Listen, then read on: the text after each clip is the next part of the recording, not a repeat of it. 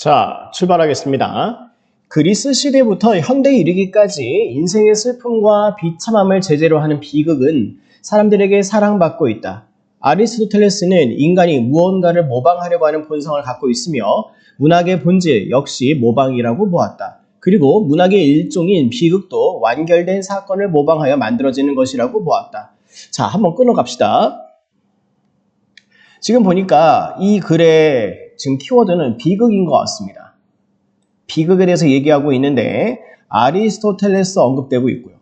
아리스토텔레스의 비극론을 얘기하는 게 아닌가 싶은데 자, 계속 봅시다. 그는 적절한 감정을 느낄 수 있는 안정된 성품이 선한 인격과 미덕을 기르는 데 도움이 될 뿐만 아니라 진리에 도달하는 바탕이 된다고 보았는데 비극이 관객에게 느끼게 하는 그 연민과 공포가 이러한 성품을 함양하는 중요한 수단이 된다고 보고 비극이 갖추어야 할 조건을 제시하였다. 네. 자, 이 비극을 통해서 적절한 감정을 느낄 수 있는 안정된 성품이 선한 인격과 미덕을 수양하는 데 도움이 된다라고 했고요. 이것뿐만이 아니라 진리에 도달하는 바탕이 된다라고 했습니다. 자, 그리고 또 실제로 비극을 마주하면서 관객이 연민과 공포를 느끼고 이러한 연민과 공포를 느끼는 과정 속에서 방금 얘기했던 선한 인격, 미덕을 수양하는 데에 이러한 성품을 함양하는 데에 중요한 수단이 된다고요. 뭐가요? 비극이요. 자, 그리고 나서 이제 다음 단락부터는 미리 이제 조금 힌트가 나왔죠. 비극을 갖추게 하는 조건들. 네.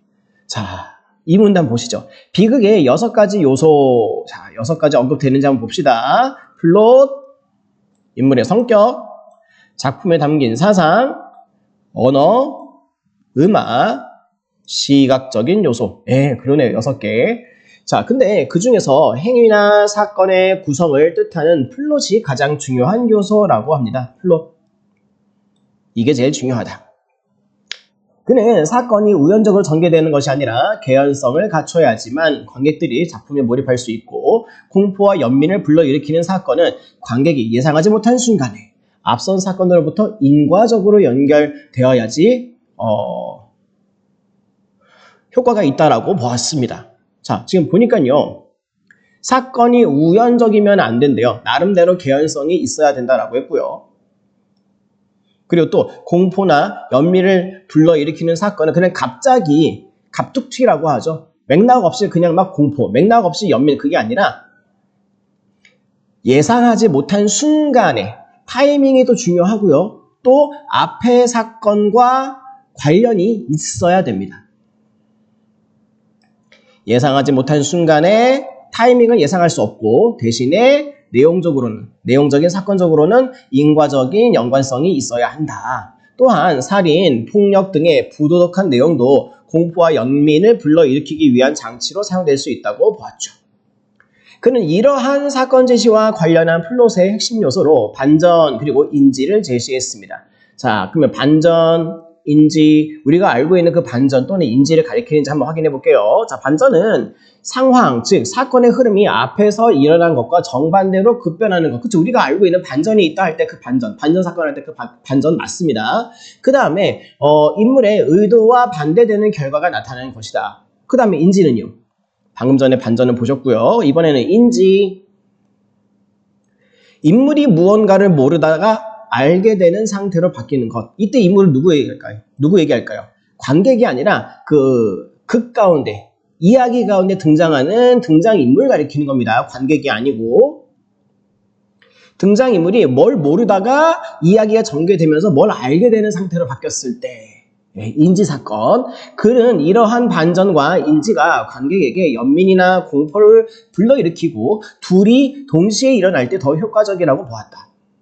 그는 반전과 인지를 기준으로 플롯을 구분했는데 반전, 인지를 전부 다 포함하는 것은 복합 플롯, 포함하지 않으면 단순 플롯이라고 구분했습니다. 그리고 복합 플롯이 훨씬 더 훌륭한 것이라고 주장했죠. 자, 일단 여기까지 한번 정리해 볼게요.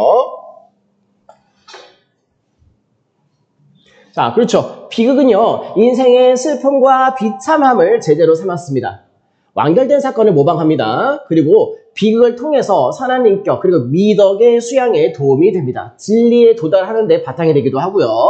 자, 비극과 관련된 6가지 요소, 플롯, 성격, 사상, 언어, 음악, 시각적인 요소. 자, 이때 플롯이라고 하는 것은 사건의 개연성이 있는 전개를 가리킵니다. 관객이 예상하지 못한 순간에 앞의 사건과 인과적이어야 된다. 그래서 반전과 인지를 얘기하고 있는데 반전과 인지가 있으면은 복합 플롯, 이것이 없으면은 단순 플롯. 그쵸? 네. 또 내려갑시다.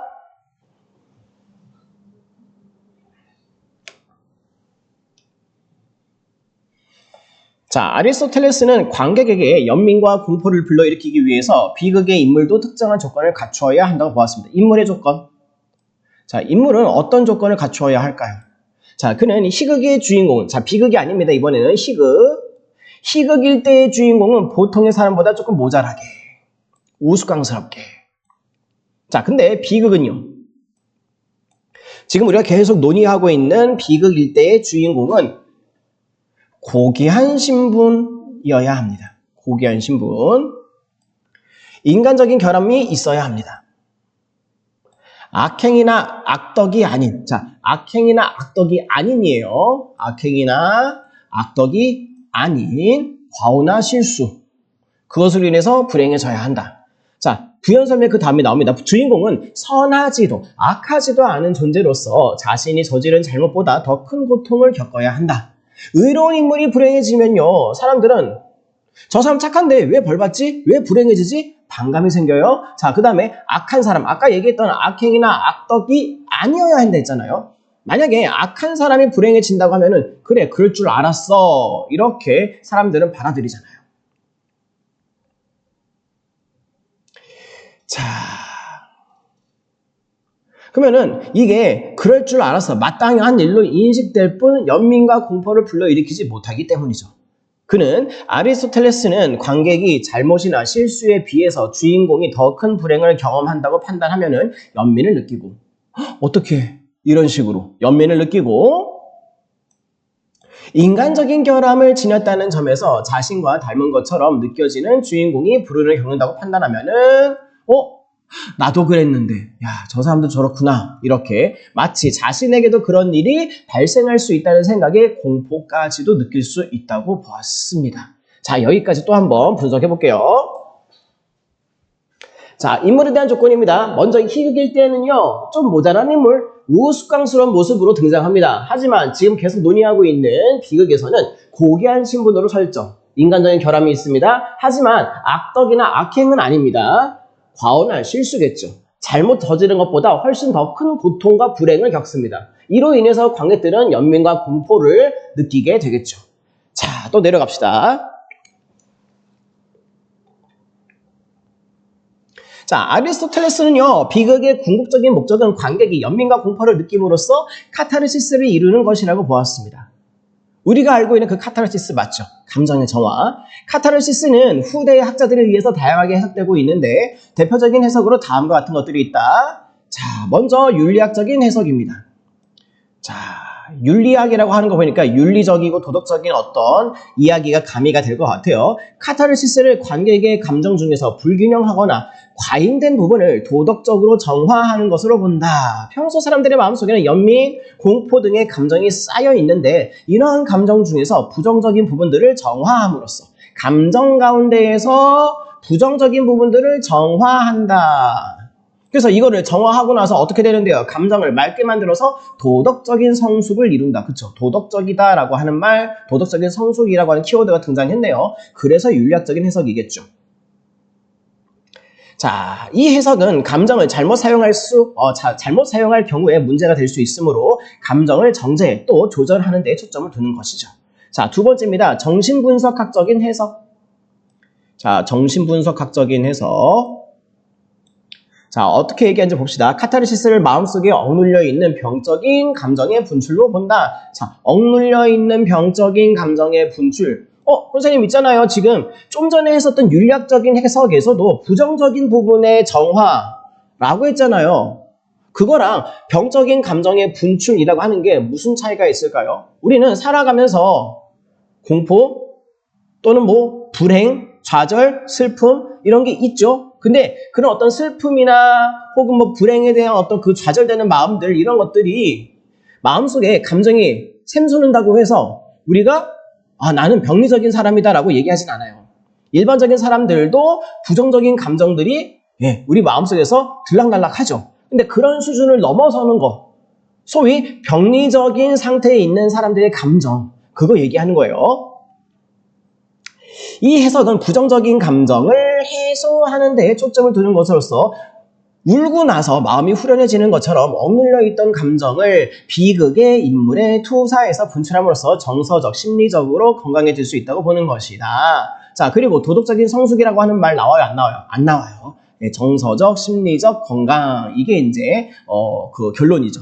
그 다음에 세 번째, 인지적인 해석이요. 자, 인지적인 해석. 카타르시스를 작품 이해의 형성으로 봅니다. 이 해석은 모든 인간이 본성적으로 알기를 욕구한다고 보고 관객이 작품에 재현된 것이 무엇인지를 깨닫는 인식의 획득을 통해 즐거움을 얻는다. 자, 누가요? 관객이. 작품을 통해서 인식의 획득을 통해서 즐거움을 얻는다. 예를 들면 이런 거 있잖아요. 뭐 시리즈물 같은 거 보면은 시리즈 첫 화에 떡밥이 막 뿌려져. 근데 시리즈가 회차를 거듭할수록 특히나 나중에 말미에 가서 그 떡밥을 회수하게 되면은 그때 예전에 그 나왔던 그 소재가 이런 의미였어 하고 떡밥을 회수하게 되면서 알게 되는 그 즐거움이 있잖아요. 그렇죠? 시청자 입장에서 관객의 입장에서 느끼는 인식의 즐거움이겠죠. 자, 근데 주의하셔야 되는 건요. 제가 아까 반전과 인지 얘기했었던 그 부분의 그 인지하고 여기서의 인지가 달라요. 조금 다릅니다. 자, 다시 올라가 볼게요. 플롯. 복합 플롯과 단순 플롯을 구분할 때 반전과 인지라고 했는데 제가 조금 더 아까 강조해서 설명 분명히 했을 거예요. 이때 인지는 누가 인지하는 거라고요? 이야기 속에 등장하는 인물이 알아차리게 되는, 깨닫게 되는 그 얘기예요. 반면에 내려가서 방금 전에 얘기했었던 비극에 대한 인지적인 해석이라 할 때 이때 인지적인 해석은요. 누가 알아차린다고요? 등장인물이 아니라 관객이 알게 된다 그 말이죠. 이 떡밥의 의미가 이런 거였어? 이렇게. 다르죠? 자, 의미 없이 나열되는 것 같던 그 플롯들이 어느 순간에 연결되면서 관객들은 인지적인 즐거움을 얻고 본성적인 욕구를 충족하게 된다는 것이다. 자, 계속 내려가겠습니다. 비극에 대한 이러한 이론은 이후에 많은 변화를 겪었고요. 아리스토텔레스 이론은 후대 학자들에게 비판을 받기도 했습니다. 자, 이를테면요. 고귀한 인물을 주인공으로 삼으려고 했었던 아리스토텔레스와 달리 19세기 말에 등장했었던 자연주의 연극론에 해당하는 사람들은요. 고귀한 인물 대신에 하층 계급의 인물을 주인공으로 삼았습니다. 그리고 그가 겪고 있는 고통을 통해서 뭐를 드러냅니까? 사회적인 문제를 드러냅니다. 사회적인 문제를 고발하는 것이죠. 자, 그 다음에 니체는요. 니체는 또 어떻게 비판했을까요? 아리스토텔레스의 비극론을 비판하면서 비극은 관객에게 연민과 공포를 불러일으키는 것이 아니라 인간의 실존을 인식하고 삶에 대한 의지를 갖게 해야 한다. 삶에 대한 의지. 그럴 수밖에 없는 게 니체의 사상 가운데 초인 사상 있잖아요. 그러다 보니까 삶에 대한 의지라고 하는 키워드가 나올 수밖에 없겠죠.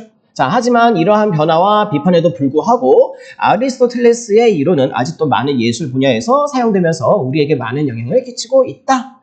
자, 또 한번 정리해 봅시다. 자, 비극의 궁극적인 목적이요. 자, 세 가지 해석이 있습니다. 먼저 윤리학적인 해석. 부정적인 감정의 정화요. 그리고 어디에 다다라요? 도덕적인 성숙에 다다릅니다. 자, 정신분석학적인 해석이요. 자, 부정적인 감정이랑 좀 달라요. 억눌린 병적인 감정의 분출. 그래서 심리적으로 건강해지는 것이 이제 결과. 그 다음에 세 번째, 인지적인 해석은요. 관객의 입장에서 인식의 획득을 통해서 즐거움을 얻는 과정. 자, 근데 이 아리스토텔레스의 비극론에 대하여서 비판적인 논의들이 있었습니다. 예를 들어 첫 번째, 자연주의 연극론에서는요, 하층 계급이 주인공이었습니다. 그래서 사회 문제를 고발하는 것이 목적이죠. 니체는요, 삶에 대한 의지를 갖게 해야 된다라고 생각을 했습니다. 자, 요렇게 보시면 될 것 같아요.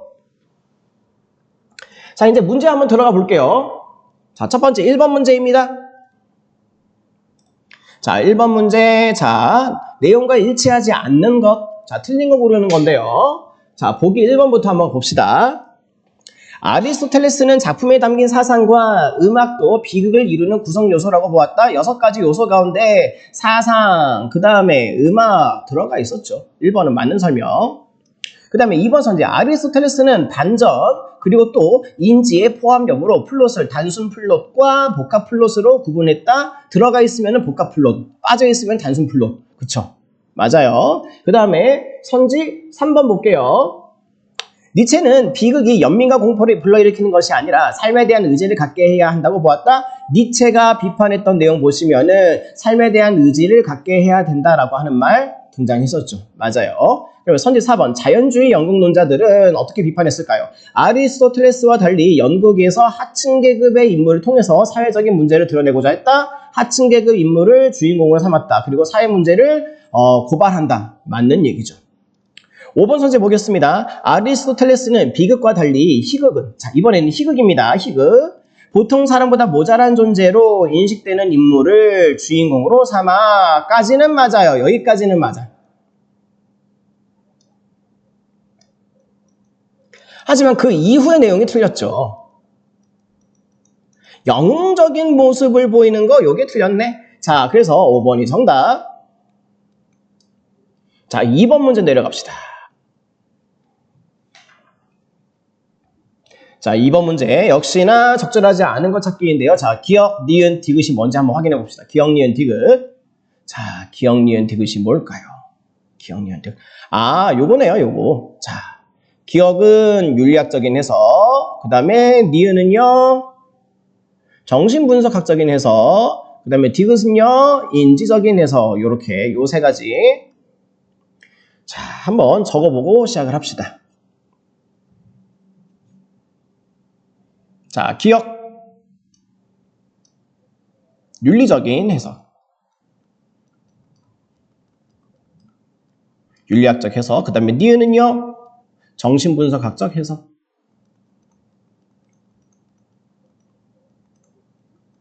그 다음에 디귿은요, 인지적 해석.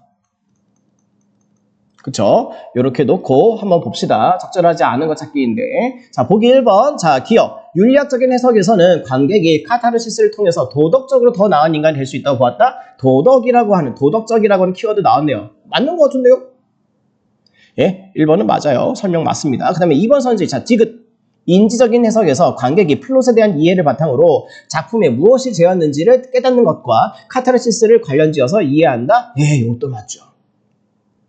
자, 선지 3번. 기억과 니은. 기억과 니은이 뭐예요? 윤리학적인 해석, 그 다음에 정신분석학적인 해석. 둘 다 모두 다 부정적인 감정을 없애거나 정화하는 것과 카타르시스를 관련지어서 이해한다? 예, 맞아요.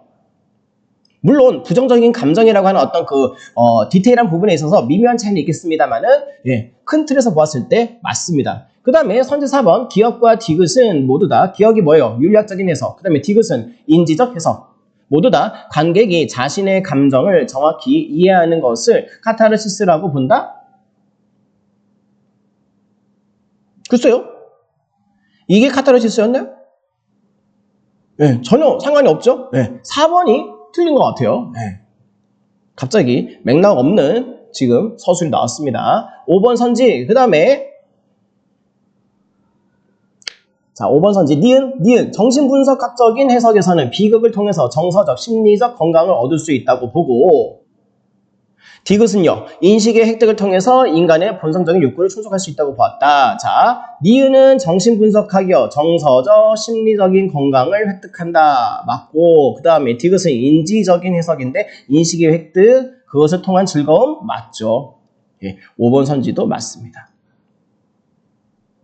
자, 그래서 2번의 정답은 4번. 자, 3번 문제 내려갑시다.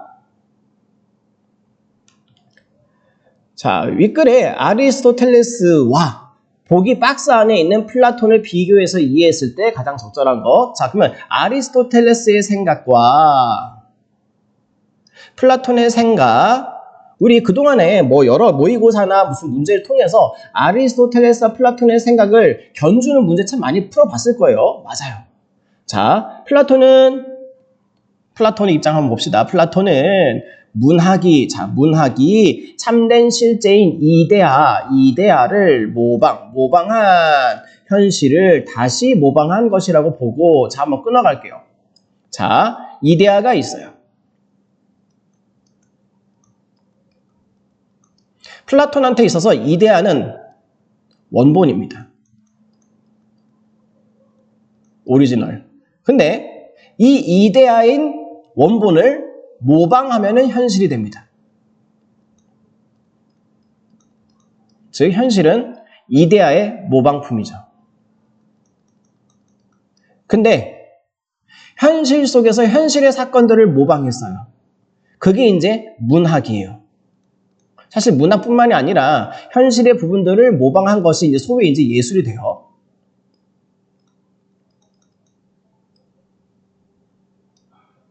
그거를 원본을 한번 모방한 현실, 다시 한번 모방한 것이니까 모방의 모방이라고 하죠. 네. 모방의 모방.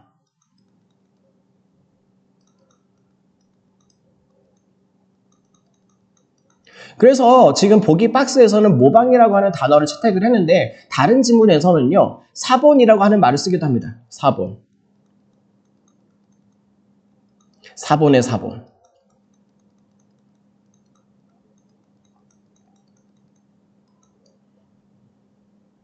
그러면은 이 플라톤 입장에서는요, 이데아를 중요하게 생각하는 사람이죠. 점점 거리가 멀어집니다. 질적으로 떨어진다고 생각하겠죠. 그래서 이러한 모방의 모방은 진리에서 멀찍이 떨어진 것이라고 인식했다. 그는 시나 연극 등의 문학이 사람들의 감정을 자극함으로써 이성을 마비시켜, 이 사람은요, 플라톤은요, 이성을 중요하게 생각하는 사람이에요.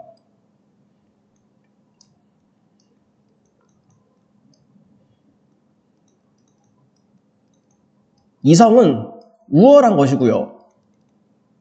감정은 열등한 것이라고 취급했습니다.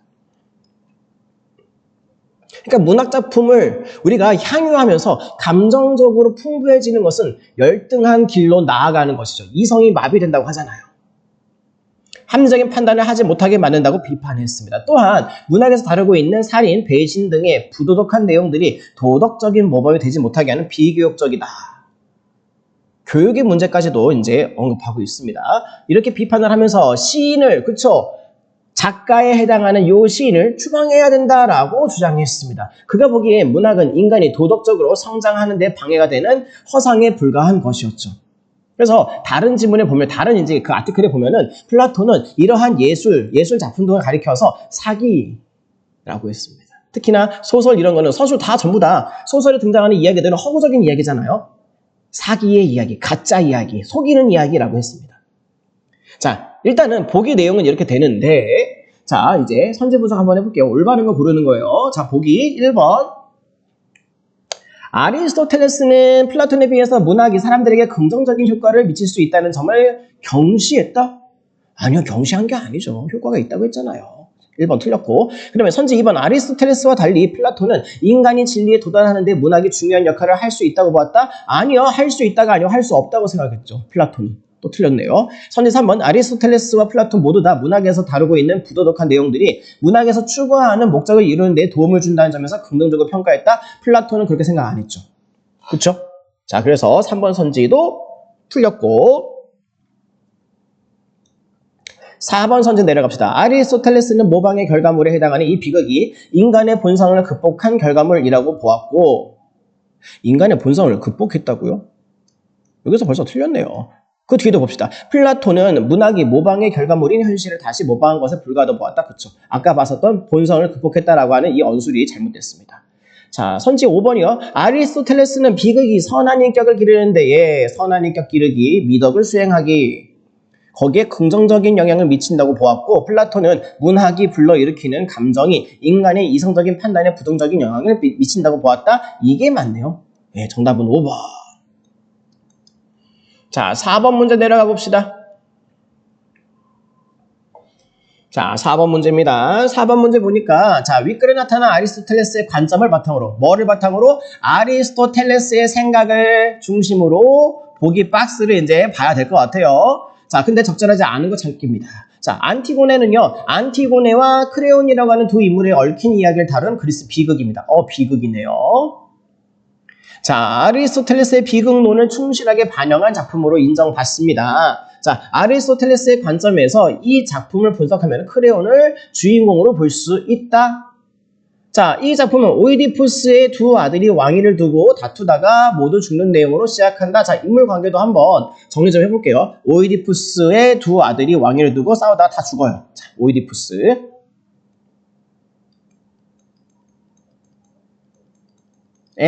두 아들.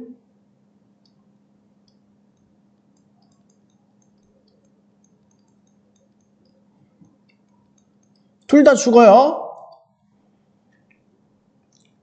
새로운 왕이 된 크레온은, 자, 새로운 왕이 된 크레온.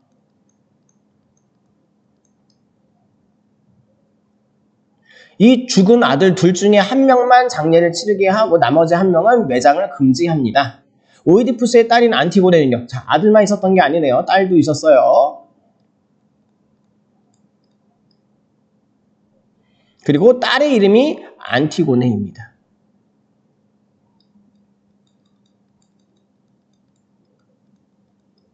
자, 딸인 안티고네는 크레온의 아들인 하이몬의 약혼자로서, 자, 다시 요거를 갖고 올게요. 편하게. 자, 크레온의 아들 하이몬,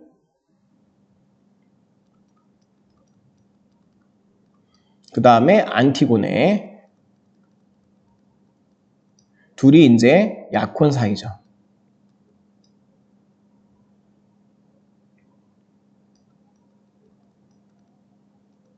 자, 약혼자로서 그와 열렬히 사랑하는 사이다. 그녀는, 안티고네는 가족에 대한 의무를 지키기 위해서 죽은 오빠를 몰래 매장하고, 원래는 한 명만 매장하라고 했는데 몰래 매장했습니다. 어겼어. 이를 알게 된 크레온은 그녀를 생매장할 것을 명령합니다. 벌을 내리네요. 자, 크레온이 안티고네에게 벌을 내려서, 야, 안티고네도 매장해라.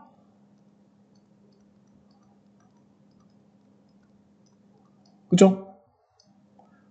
어겼으니까. 지나친 도덕적인 확신과 고집을 가지고 있는 크레온은 하이몬의 설득에도 불구하고 아마 아들이 아버지한테 그러지 마라 이렇게 설득을 했던 모양이에요.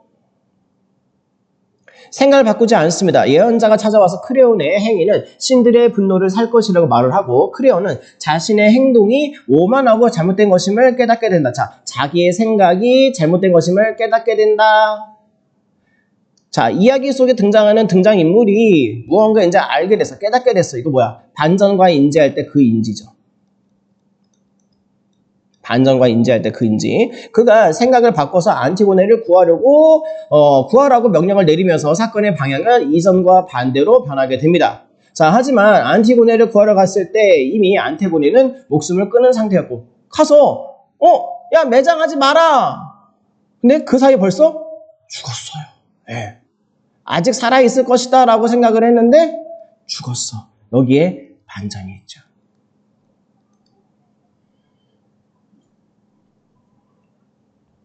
자, 그리고 이를 보고 좌절한 하이몬도 안티고네를 따라서 목숨을 끊습니다. 안티고네 죽었어요.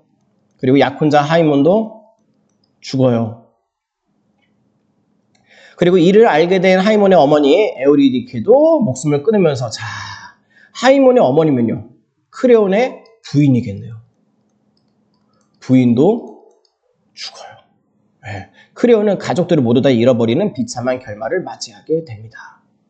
자, 분명히 크레온이 고집을 부려서 이제 며느리가 될 수도 있었을 법한 안티고네한테 생매장하라고 하는 과한 어떤 그 명령을 내린 것은 크레온의 어떤 실수 과오죠. 근데 이 과오에 비해서 굉장히 큰 고통, 네, 맞아요. 비극에, 아리스토텔레스가 생각하는 어떤 비극의 설정이 들어가 있습니다. 자, 근데 이제 선지 분석 들어가야 돼요. 자, 적절하지 않은 거 찾기인데. 자, 선지 1번부터 한번 보겠습니다. 자, 화면을 좀 올려야 되겠네요. 자, 관객이 좀 더 올립시다. 자, 관객이 공포를 느꼈다고 한다면은 그것은 자신과 유사하지 않다고 인식되는 인물인 크레온이 비참한 결말을 맞이했기 때문이겠군. 자, 지금 이 보기 내용을 누구 관점에서 보라고 했어요? 아리스토텔레스의 관점에서 보라고 했어요. 자, 아리스토텔레스의 입장에서.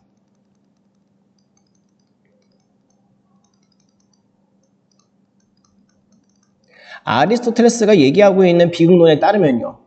관객이 공포를 느낀다. 그것이 자신과 유사하지 않다고 이게 그 원인이 될까요? 아니에요. 아리스토텔레스의 관점에서는요. 이 관객과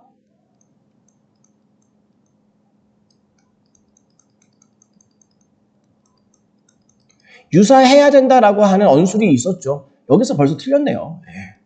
그래서 정답은 1번. 자, 정답은 금방 찾았고 2, 3, 4, 5 읽으면서 확인합시다. 보기 2번. 크레온은 악한 본성 때문이 아니라 그쵸? 사람 자체가 막대먹고 아주 못된 게 아니에요. 지나친 도덕적 확신과 고집을 갖고 있다는 인간적인 결함으로 인해서 가족들을 잃게 되었다. 예.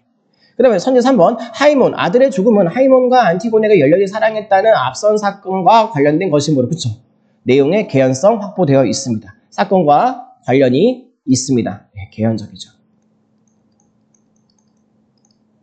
자, 그 뒤에 있네요. 개연성을 갖춘 것이다. 네, 맞는 얘기. 그 다음에 선지 4번. 크레온이 안티고네에게 저지른 잘못에 비해서 더 큰 불행, 그렇죠? 더 큰 불행을 겪은 것이라고 관객이 판단한다면 이를 보고 연민을 느낄 수 있다. 어떻게 이렇게.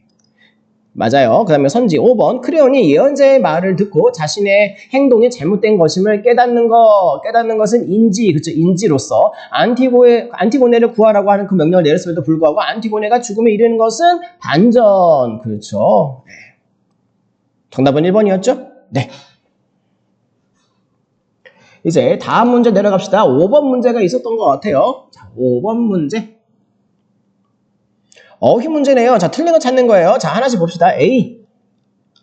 A가 어디 있죠? A야. 자, 성품을 함양하는 여기 있네요. 성품을 함양하는 성품을 기르는 1번은 괜찮은 것 같고요. 2번 B. 자, 여기요. 정반대로 급변하는 반전 얘기할 때 정반대로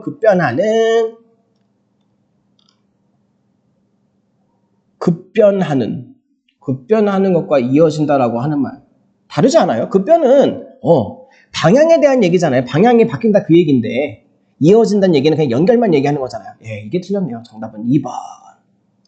네, 나머지 3, 4, 5는 다 바꿔 쓸 수 있는 단어들입니다. 예, 어렵지 않아요. 자, 요렇게 이제 문제 다 마무리 하시고요. 수고하셨습니다. 감사합니다.